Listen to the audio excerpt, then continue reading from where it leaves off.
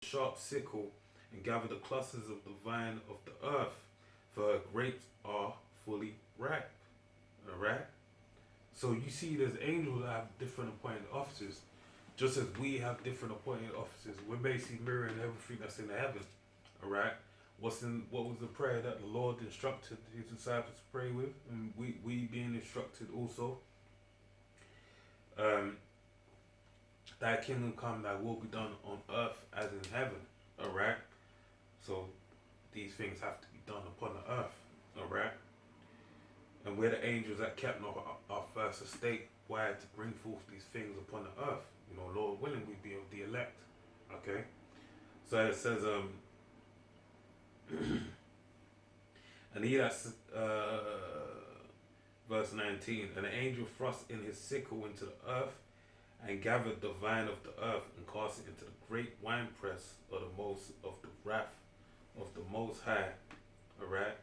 And the winepress was trodden without the city, and blood came out the winepress, even unto the horses' bridles, by the space of 1,600 furlongs. I got Psalm 75 and well, it's up in verse 6. It says, for promotion, Psalm 75 and 6, for promotion cometh neither from the east, nor from the west, nor from the south, but the Most High is the judge. He putteth down one and setteth up another. For in the hand of the Lord Yahweh there is a cup, and the wine is red, and is full of mixture. And he poureth out the same, but the dregs thereof, all the wicked of the earth shall wring them out and drink them. But I will declare forever, I will sing praises to the power of Jacob. All the horns of the wicked also will I cut off, but the horns of the righteous shall be exalted. Yeah. So that cup, the dregs of it, man, the dregs of that judgment. That's what these guys are basically going to be feeling, man. Because it's like, as far as for the metaphor of the vine, the grapes, the wine press, that's in various places throughout the scriptures. I get Isaiah? 63. We get it already? No, you get it. Okay. Because Isaiah 63. Start from the top. Isaiah 63 and 1. Who is this that cometh from Edom with dyed garments from Bozrah? This that is glorious in his apparel, travelling in the greatness of his strength. I that speak in righteousness, mighty to save. Wherefore art thou red in thine apparel, and thy garments like him that treadeth in the wine fat? Yeah, that's it's kind of funny because it's like, yeah, if you've like, you could I don't know, you can probably see it on YouTube, just like people kind of in like wine vats, just like treading grapes, and then you'll see it's like if someone was wearing, white a white garment, then yeah, that would look gruesome. And it says, "What I have trodden the winepress alone, and of the people there was none with me. For I will tread them in mine anger, and trample them in my fury, and their blood shall be sprinkled upon my garments, and I will stain all my raiment." Yeah, I've trodden the winepress, and the people there was no one there. That's among Esau. There ain't gonna be those among Esau that are just gonna be like, oh yeah, you know what, actually, yeah, Yahushua, obviously you guys are right. Yahushua is black, he's coming back. Just put us in slavery now, and hopefully we can, get these guys. Esau's got the arrogancy, man. Got that pride. He's gonna be riding out. That's as far as you go. Like now, the funeral bell is tolling for Esau's kingdom, but this guy is doubling down as far as bringing about his plans. People in the world, they're just thinking about a way to try and save and continue this place going. For them, they can't see anything else. That's why it's as far as when it comes to the time of judgment, then it's just going to be like, hey, the Lord's basically just going to be bringing in a mass amount of force, death and destruction through various means to basically bring an end to this place. And you can see you got the war drums being beaten again in and around Ukraine, around Belarus as well, because them guys are basically pushing that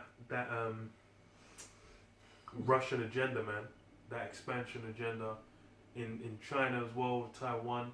That's maneuvering, and it's like the Middle East never really cools down. It's got to the point where it's like you read some news like 150 people died, and bro, I don't even read the article, man. I'm like, bro, that's light work, because it's become so normalized. But then what? It's gonna get to the point where what?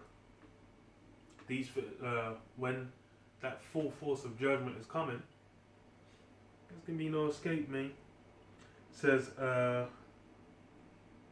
the day of vengeance is in my heart, and the year of my redeemed is come. Yeah. Redeemed. What did we read in earlier in the chapter? It talks about. I'll read it again.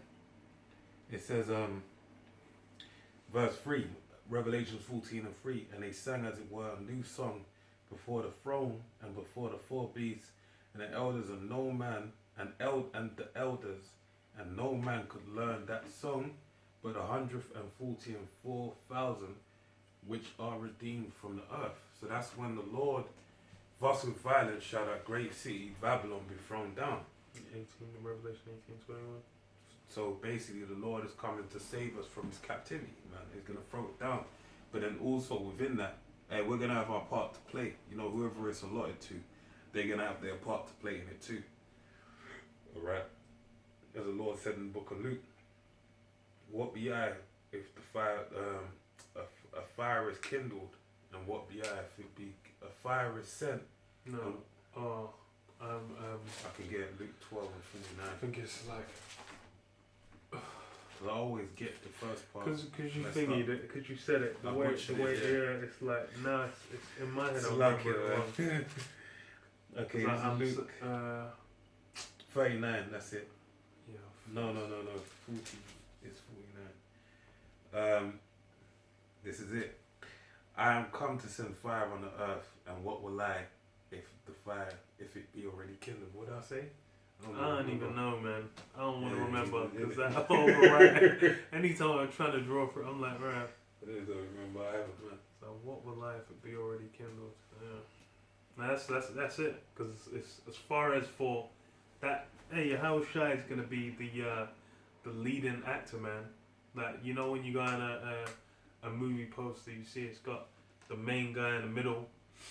And then the nameless in the middle, and you know, like, oh, that's the main draw. That's Yahushua is the main draw, man. When we're looking at the final act of the film, that is the destruction of New Babylon, man, which is America. Yahushua is going to be the one that's going to have to bring this thing to a close, and that's including the redemption of Israel, man, because that's how it is. It's going to be the end of one, beginning of another, man. Just like, hey, it's. No, it's funny because I was thinking, what do you call it? Like volcanic soil, soil that basically has absurdly hot lava just go over it, absolutely obliterate it. That becomes some of the most fertile soil. Because why? Because it's basically all the nutrients and whatnot come from the earth getting vomited out. But it takes a massive amount of destruction before it gets to that incredibly fertile state, man. That's the same thing. It's Esau's whole system, as it is now. The earth is is on life support, man. The earth, it's got its arm in a cast. It needs assistance with breathing. It can barely walk. It's basically needs a